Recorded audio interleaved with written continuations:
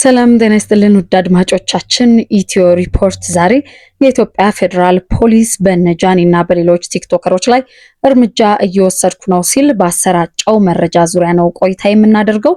ኢትዮ ሪፖርቶች ነን። ላይክ፣ ሼር፣ ሰብስክራይብ እያደረጋችሁ ቆይታችሁ ከኛ ጋር እንዲሆን ጋበዝን። መልካም ቆይታ።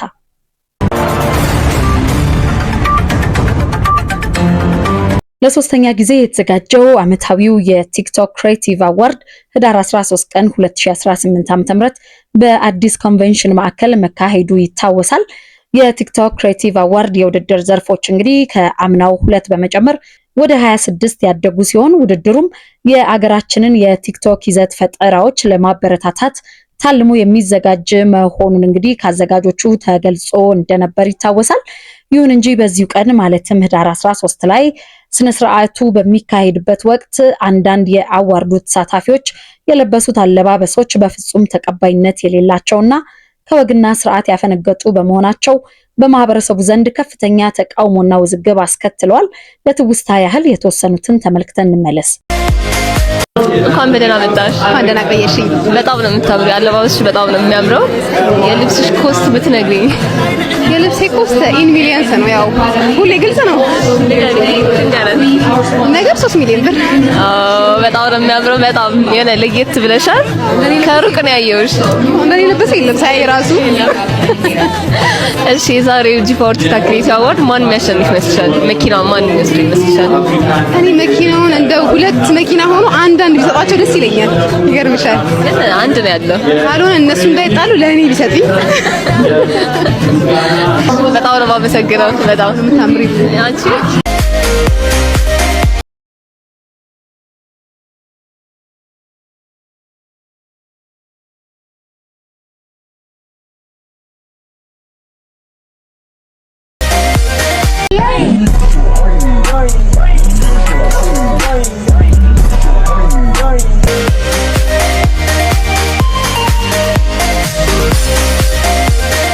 ታዲያ የድርጊት ወዴት እየሄድን ነው ከሚለው አንስቶ ሃይባይ ምን ነው ጠፋ በሚል ብዙዎችም በሐዘን ስሜት ውስጥ ሆነው በማህበራዊ የትስስር ገጽ ላይ አስተያየት ሲሰጡበት ቆይተዋል።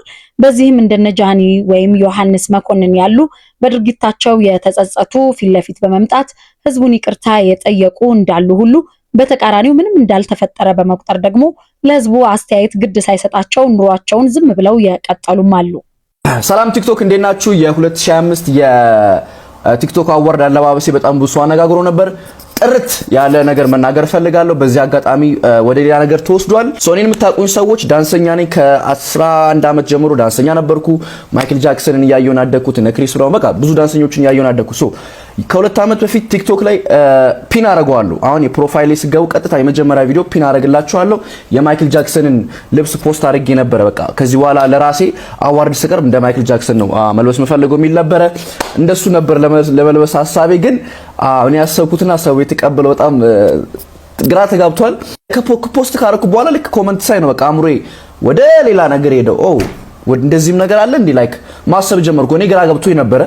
ኦኬ እስቲ ምናምን ከዛ ደግሞ ቦርሳው መጣ። ደግሞ አልዋሻችሁም ቦርሳ ሐሳብ አልነበረም፣ ከዘራ ነበር ያሰብነው። ይሄ ዘመናዊ ከዘራ አለች እና ኬት አባታችን አምጠው ምንም ልናመጣው አልቻለም። ከዛ ቦርሳው ደግሞ ክለች ባግ ይባላል። የወንድ ቦርሳ ነው አክቹሊ። ትንሽ ብልጭልጭ እያለ ነበር። ሰው ሀበሻ ልብስ ነው ያሰፋውበት። ይሄ ከሀገራችን ጋር ሄድ ያው ሳስበው ሁሉም ነገር ትንሽ እንትን ይከብዳል። ግን የሀበሻ ልብስ ለምን አናሰፋበትም ብለን ነው ምንም የሀገር ነገር አይመጣውም ብለን የሀበሻ ልብስ ያሰፋንበት እሱን ነው። ክለች ባግ ይባላል። ወንዶች የሚያደርጉ ቦርሳ ነው። ግን እስማማለሁ እዚህ ሀገር አይደረግም። ለአዋርድም ማድረግ አልነበረብኝም፣ ተቀብያለሁ። ግን ያው ከዘራ ባገኝ ደግሞ ሞር የበለጠ ብታዩት ደስ ይለኝ ነበር። በፋሽን መንገድ ብቻ ነው እኔ ያሰብኩት። ያ ከዛ በተረፈ ደግሞ ገብረ ሰዶም ላላችሁ ሰዎች 100% እቃወማለሁ። ገብረ ኢየሱስ ጋርም አውርቼ ነበር። ያው ገብረ ኢየሱስን ማታውቁት ከሆነ በጣም የሚቃወም ሰው ነው። ገብረ ሰዶም የሚያወግዝ የሚቃወም ሰው ነው። ከዚህ በፊትም ቪዲዮቹን እከታተላለሁ፣ አከብረዋለሁ፣ እወደዋለሁ።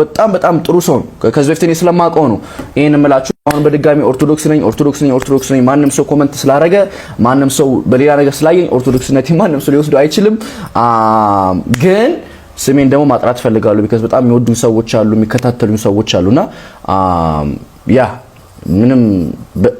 ምንም ተልእኮ የለኝም። በድጋሚ ግብረ ሰዶምን እቃወማለሁ እስከመጨረሻው።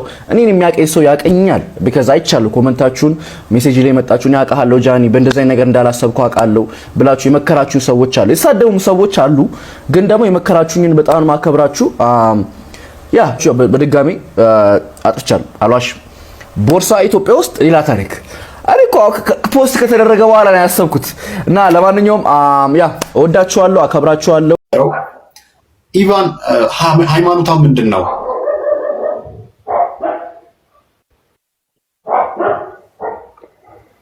ሃይማኖቴንና ብሔሬን መናገር አልፈልግም ሃይማኖት የለሽ ከፖለቲካና ከብሔር ወጣ ያልኩኝ ውጪ ነኝ ሃይማኖት የለሽ I have አለኝ ግን መናገር አልፈልግም ለምን አትናገሪም ታዲያ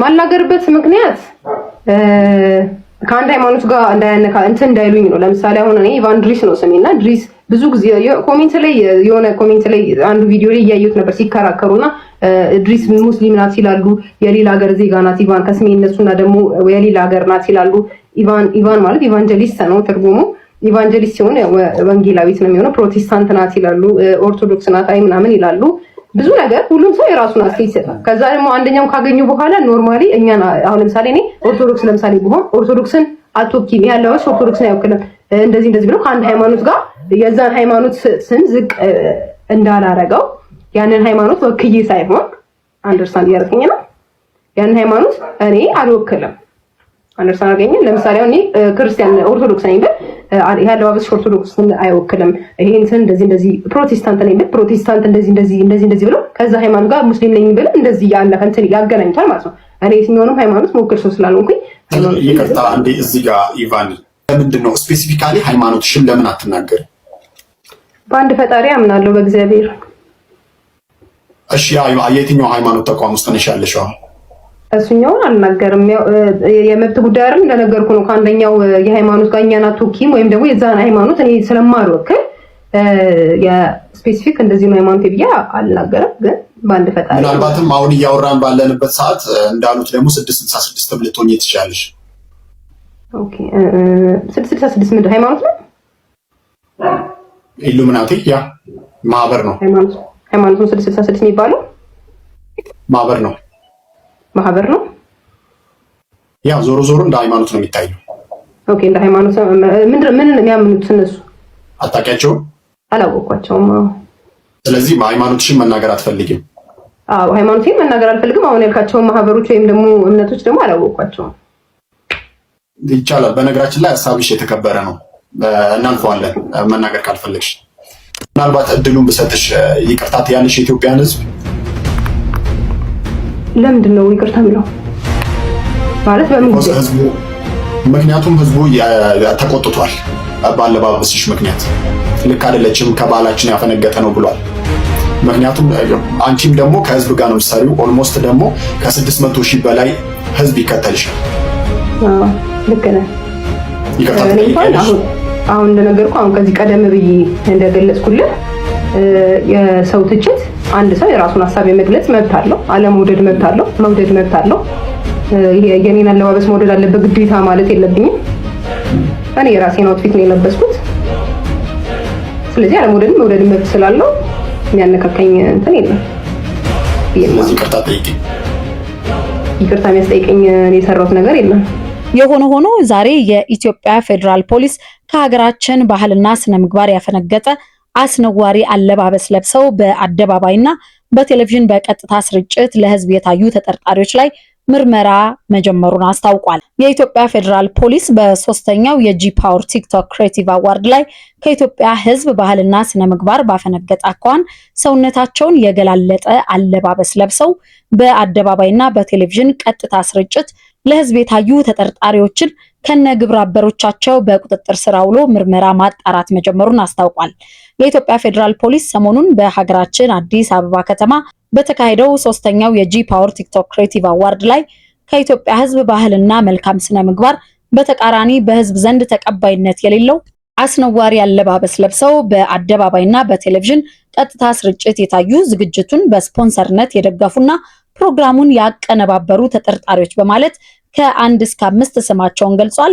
አንደኛ ወንጌላዊት ገብረ እንድሪያስ በርሄ፣ ሁለተኛ በረከት ጸጋይ ጅፋር፣ ሶስተኛ መቅድም ደረጀ መንግስቱ እንዲሁም አራተኛ ግሩም ገዛኸኝ ቀጭኔና በአምስተኝነት ደግሞ ዮሐንስ መኮንን ሀብተ ማርያም የተባሉ ግለሰቦች መሆናቸውን የገለጸው የኢትዮጵያ ፌዴራል ፖሊስ ከህብረተሰቡ ባህልና እሴት ያፈነገጡ አለባበሶችና መጤ ባህሎች ተስፋፍተው በትውልዱ ላይ አሉታዊ ተጽዕኖ እንዳያስከትሉ ተጠርጣሪዎቹ ላይ የህግ ተጠያቂነትን ለማረጋገጥ የጀመረውን ምርመራም አጠናክሮ እንደሚቀጥል ነው ያስታወቀው። አድማጮች ኢትዮ ሪፖርትም ጉዳዩን እየተከታተለ ለእናንተ ለውድ አድማጭ ተመልካቾቻችን የሚያደርስ ይሆናል። አድማጮች መረጃችንን እዚሁ ላይ ያበቃን። ጤና ይስጥልኝ።